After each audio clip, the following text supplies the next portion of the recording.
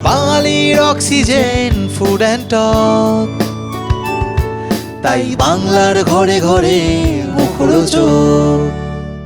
Audition সবাই দেয়, কালকে দিল না আমার খুব প্রিয় একটি ছেলে, খুব প্রিয় ছেলে জিতু কমল। আমি ওকে 5বার 6বার ফোন করেছিলাম, জিতু আয় জিতু আয় জিতু আয়, এসছিল। তো ও এসে ফোন করলো, আমি বললাম এর ছেলেকে পাঠালাম আমার অফিসে যে জিতুকে ওপরে নিয়ে আয়, চা খাই, তারপরে নিয়ে যাবো অডিশনে। আমি নিজেই নিয়ে যাবো ঠিক করেছিলাম। তো জিতু আমাকে মাঝ রাস্তায় ফোন করলো যে এই যে অর্ডিনারি লোকজন বসে আছে, এদের সাথে কি আমাকে অডিশনে যেতে হবে? বললো হ্যাঁ, তুই তো এক্সট্রাঅর্ডিনারি না। এরা এত পেকেছে যে এদেরকে বোঝাতে হবে যে রিয়েলিটি হচ্ছে অডিশনটা is part of your work, part of your struggle. তোমাকে সেখান থেকে স্টার্ট করতে হবে। গতকাল টলি টাইমকে দেওয়া এক সাক্ষাৎকারে প্রীতিময় চক্রবর্তী দাবি করেছিলেন, একটি নতুন ছবির অডিশনে অভিনেতা জিতু কমলের অংশ নেওয়ার কথা থাকলেও তিনি নাকি সাধারণ প্রতিযোগীদের সঙ্গে লাইনে দাঁড়িয়ে অডিশন দিতে রাজি হননি এবং সেখান থেকে তিনি বেরিয়ে যান। এই মন্তব্য প্রকাশ্যে আসতেই বিষয়টি নিয়ে শুরু হয়েছে জোর চর্চা। এরপর জিতু কমলের প্রতিক্রিয়া জানতে আমরা যোগাযোগ করি প্রীতিময় চক্রবর্তীর সঙ্গে। তিনি আমাদের জানান, তুমি খবরটা করার পরে আমার সঙ্গে জিতুর খুব হাড্ডাহাড্ডি কথা হয়, খুব মানে হৃদয় বিদীর্ণ করা কথা হয়। এবং আমি জানতে পারি যে জিতু সেদিন এসছিল, অডিশন দেবে বলেই এসছিল উইথ ফুল এনার্জি, কিন্তু ওর খুব তাড়া ছিল ফিরে যাওয়ার। অত ভিড় দেখে ও অ্যাকচুয়ালি চলে গেছিল।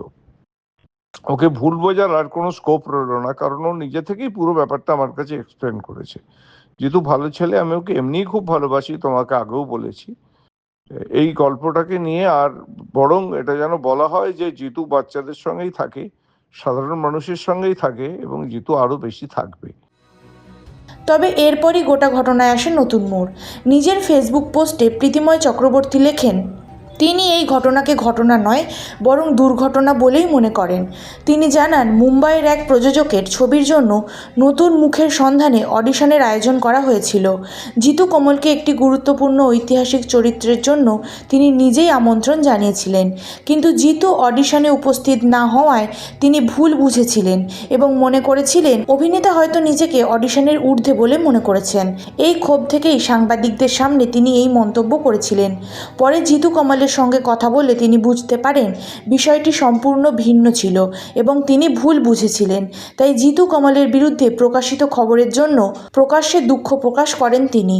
একই সঙ্গে সকলের কাছে আবেদন জানান যেন জিতু কমলকে অযথা মিডিয়া ট্রায়ালের মুখে না ফেলা হয়। তিনি আরও লেখেন, একজন ভালো মানুষ ও অসাধারণ অভিনেতা হিসেবে জিতু কমলের ব্যক্তিগত কারণ থাকতেই পারে, যার জন্য তিনি কোনো অডিশন বা অনুষ্ঠানে উপস্থিত থাকতে পারেননি। পোস্টের শেষে জিতুকে নিজের ভাইয়ের মতো উল্লেখ করে তার প্রতি ভালোবাসা ও সম্মাননা জানান প্রীতিময় চক্রবর্তী। অন্যদিকে এই বিষয়ে জিতু কমলের প্রতিক্রিয়া জানতে আমরা তার সঙ্গেও যোগাযোগ করার চেষ্টা করি, তবে তার থেকে কোনো প্রতিক্রিয়া পাওয়া যায়নি।